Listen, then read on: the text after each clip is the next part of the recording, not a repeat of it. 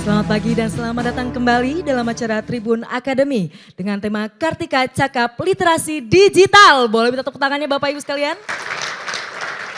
Sebelum kita memulai acara pada hari ini, mari bersama kita menyanyikan lagu Kebangsaan Indonesia Raya. Hadirin dimohon berdiri. Hadirin dipersilahkan untuk duduk kembali. Saya mengundang Bapak Domuara Ambarita selaku News Vice Director Tribun Network untuk menjadi moderator sesi 1. Untuk waktu dan tempat kami persilahkan. Bapak Ibu, untuk melengkapi pengetahuan kita, informasi kita tentang pers, maka hari ini kita akan lanjutkan dengan sesi kedua.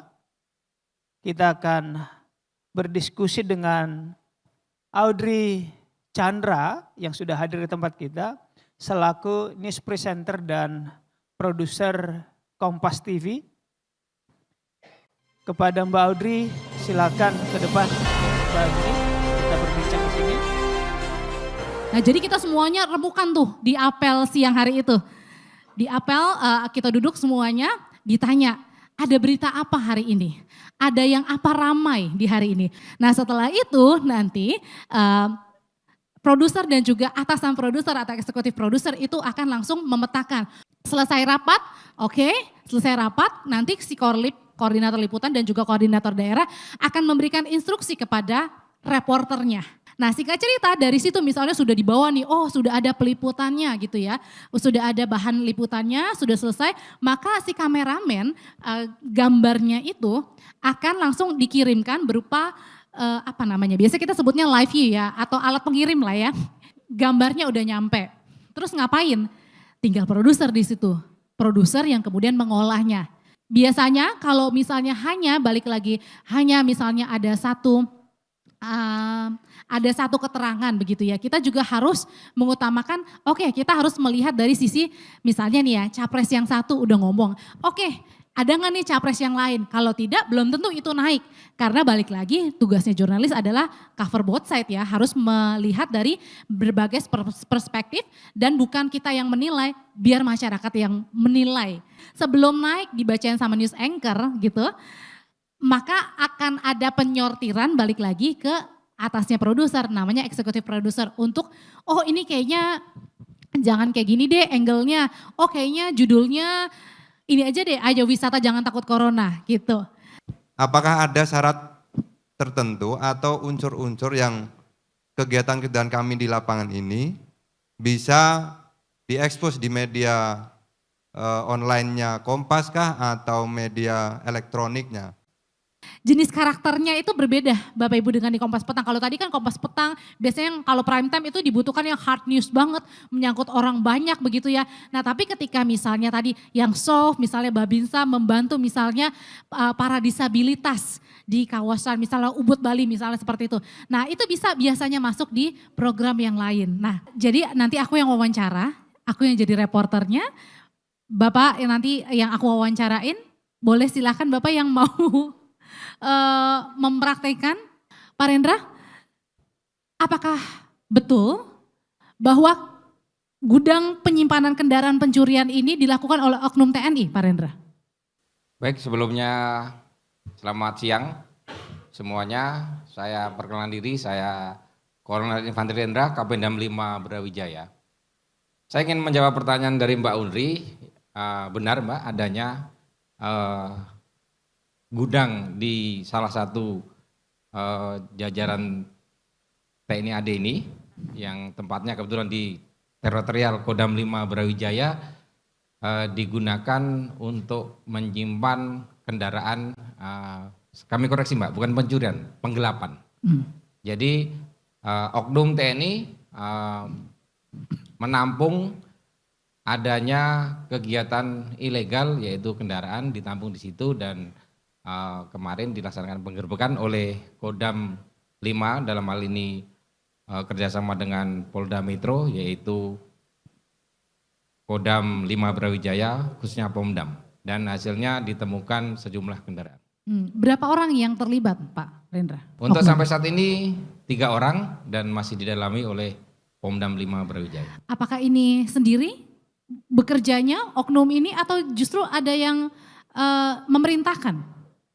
Untuk sementara 3 orang ini yang terlibat ini bekerja sama dengan orang sipil dan sudah ditetapkan sebagai tersangka, sehingga nanti kami akan publikasi ke media hasil dari pendalaman ketiga oknum tersebut.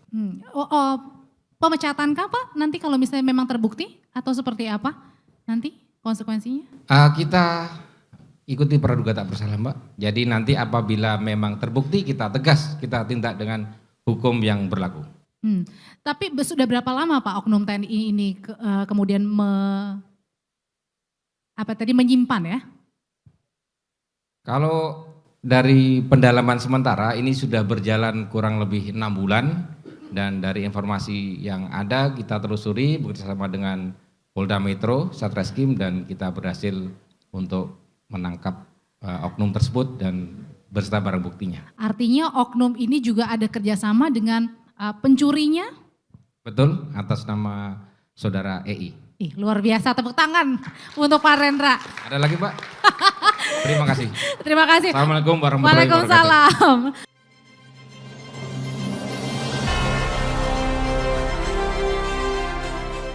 Maka kalau tujuannya ke sana, apakah berita Pemdam pernah viral?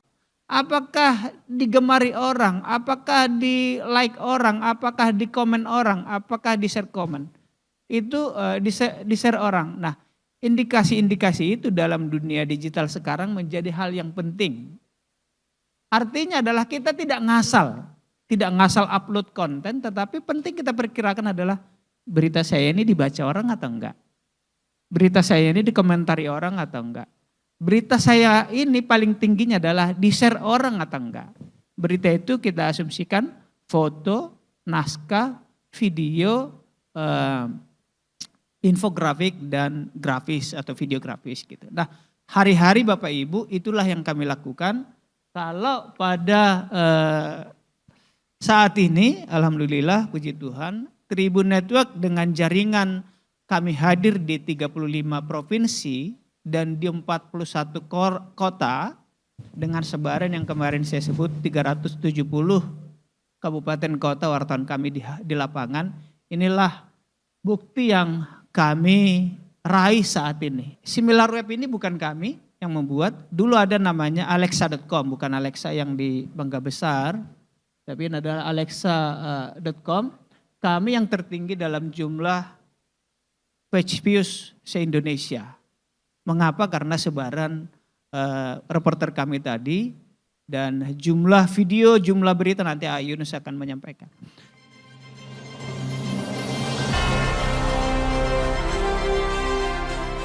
Nah ini juga, ini sudah biasa di share sama di berbagai forum jurnalistik, tapi poin yang penting yang saya mau tegasin adalah ini Pak, kita memberitakan Panglima Bapak Kasat sambutan aktual, betul. Tapi kalau cuman sambutan Bapak Panglima, kira-kira ada yang mau nonton apa enggak? Iya kan? So pentingnya apa? Unsur bawah Pak, ketutup sama apa? Saya geser. Unsur menarik. Jadi gimana mengemas konten yang aktual secara menarik Pak. Karena orang tuh, kamu tonton aja deh, isinya bagus, presenternya bagus. Bapak, tapi enggak, kan orang lihat luarnya dulu Pak. Enggak mungkin dalamnya dulu. Jadi gimana mencari angle dari news value itu yang menarik. Iya, aktual, terkini, hari ini, iya, tapi apa yang menarik? Bang Panglima meresmikan A, mengajak Menhan Prabowo naik pesawat. Nah itu unsur yang menarik Pak, ya kan? Di dalam suatu sesi yang formal, tapi ada unsur yang menarik, ditautkan di dalam thumbnail maupun judul. Sehingga orang menonton, kayak gimana ya atraksinya ya, kayak gimana ya, kayak gitu. Begitupun penting, Presiden mengumumkan BBM naik, udah selesai. Ngapain kita klik, ngapain kita tonton. Udah selesai kok di judul, so harus gimana, harus ada unsur yang menarik. Misalnya harganya, misalnya ya Pak ya, seharga Aqua Galon misalnya. Harga bensin naik seharga Aqua Galon. Misalnya begitu, unsur penting tapi ada sesuatu yang menarik gitu. Pembanding kayak gitu. Begitupun hal lainnya Pak, yang mendidik, menghibur. Kalau hanya begitu itu orang nggak nonton. Makanya saya kasih bold, unsur menarik, unik. Jadi semua kemasan berita apapun harus ada unsur menariknya. Yang pasti yang relevan, yang logis, gak bombastis kayak tadi Mas Domo bilang. Pertama untuk Mas Yunus nih, Mas Yunus. Saya tanya, tapi opsi jawabannya satu. Ya, jadi mana yang lebih prioritas bagi publik atau netizen gitu ya? Kualitas video atau kualitas isi konten? Enggak boleh dua-duanya Mas, kalau dua-duanya pasti semuanya mau ya kan, dua-duanya bagus. Ini mana yang lebih prioritas? Kemudian yang kedua untuk Pak Do mungkin, kami Pak kan punya akun satuan. Akun satuan ini kalau ada berita di satuan kami diangkat oleh media nasional pasti bangga lah gitu Pak ya. Misalnya nih Pak, misalnya kita kerjasama dengan Kompas TV nasional diberikan siaran live gitu. Kemudian saya akan edit dari siaran itu, mungkin ambil 2-3 menit. Tapi saya unggah pakai akun satuan. Ini kira-kira regulasinya melanggar atau tidak Bapak? Atau mungkin ada batasannya gitu. Boleh 5 menit, boleh 3 menit, tapi tidak boleh sepanjang itu diupload oleh akun satuan. Terima kasih Pak. Ya, Pasti konten Pak? Konten ya? Pasti konten, Oh. ya. Yang kedua tadi soal regulasi, sebenarnya di regulasinya kita lebih ke regulasi platform ya Pak. Misalkan YouTube atau Facebook atau kalau selama kita punya izin Pak, izin itu minta ke pemilik ya Pak ya. Saya boleh ngambil bagiannya kalau sudah boleh aman Pak. Secara sistem maupun hukum aman Pak. Yang penting buktinya disimpan. Nah begitupun kita Pak. Kami kalau ada mengambil video dari teman-teman lain gitu, dari YouTube lain, kita meminta izin terlebih dahulu Pak. Jadi kalau sudah izinnya secara lisan apa tulisan keluar itu nggak ada masalah Pak. Mau durasinya biasanya kan bagian ini, bagian B itu nggak ada masalah Pak. Pak Agung, secara umum itu menyangkut copyright Pak. Ayunis ini tiap hari berhubungan dengan YouTube internasional menyangkut copyright karena kami mengelola 70-an akun. Copyright itu apa? Ada namanya standar community Pak. Copyright berarti yang pertama soal hak milik. Kalau kami mendownload atau copy punya Bapak, andaikan Bapak komersial kalau TNI kan punya negara ya. Misalnya Mas Popo punya akun dan akunnya video-videonya bagus. Kami ambil, Mas Popo tentu dirugikan. Maka Mas Popo melaporkan kami ke YouTube dan itu kena strike. 3 kali peringatan, 2 kali kami peringatan Mas Yogi, tapi peringatan ketiga, pelanggaran ketiga kami langsung take down Pak. Hilang, hangus. Yang menghilangkan siapa? YouTube. Karena kami dianggap sembarangan, mencuri, nyolong, maling. Itu copyright. Yang kedua ada standar community lainnya, misalnya tidak boleh pornografi. Maka ternyata YouTube, Facebook itu sangat ketat. Nggak boleh pornografi, nggak boleh penyiksaan, kekerasan terhadap anak, tidak boleh sadistis, darah, pistol, senjata berdarah nggak boleh, terorisme tidak boleh, jadi sangat ketat. Nah, Bapak boleh nggak mengambil dari Kompas? Mungkin kalau satuan kita toleransi lah, tapi kalau Bapak komersial di sana di mana mengelola akun juga untuk mendapatkan revenue, biasanya itu kena strike Pak. Baik para hadirin, sebelum kita mengakhiri acara pada hari ini, kita akan mendengarkan penutupan dari Bapak Dahlan Dhani selaku Chief Executive Officer. Untuk itu kami mengundang pembaca kami di koran sekitar 3 juta saat ini.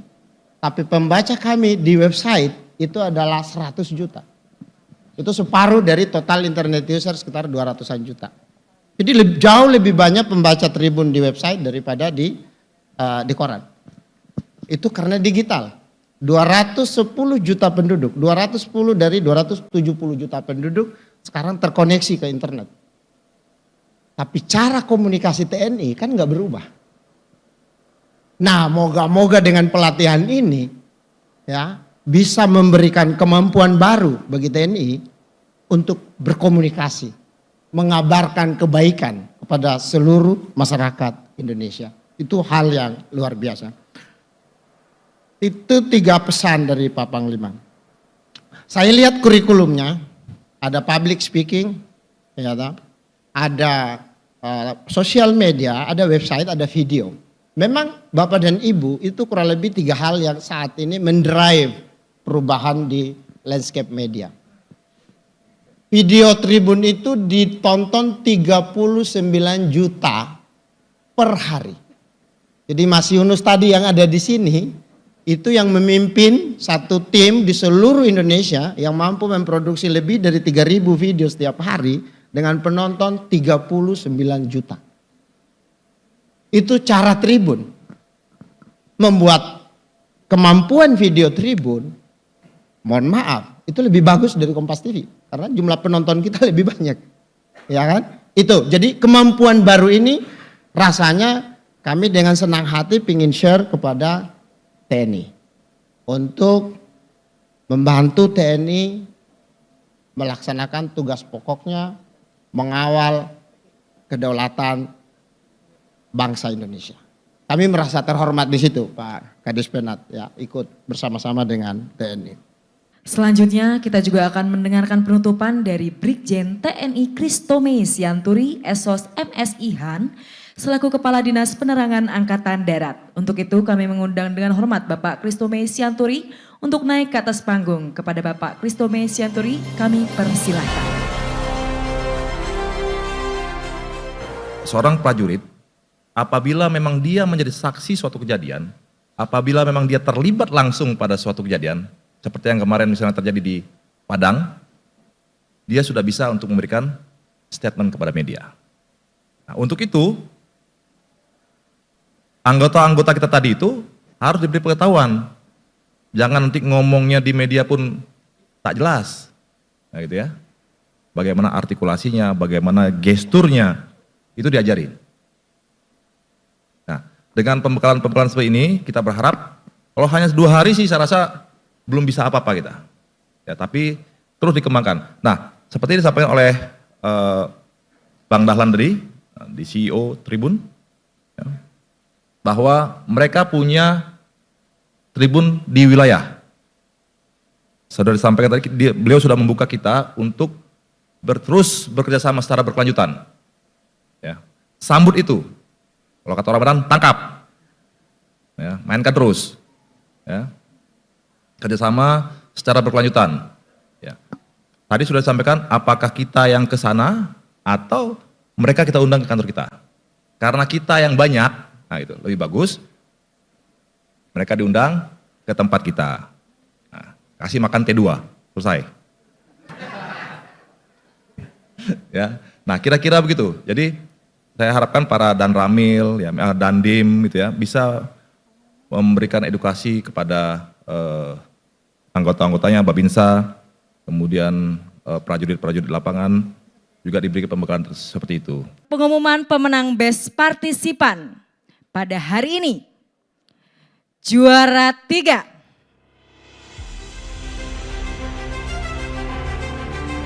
Nungguin ya.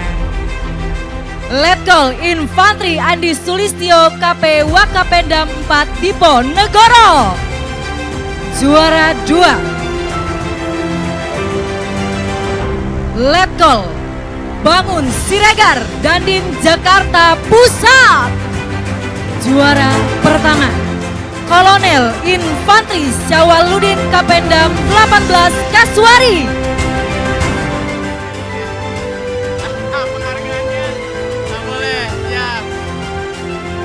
Berikan senyum terbaik, Pak. Tunjukkan kegagahanmu, Pak, sebagai seorang laki-laki.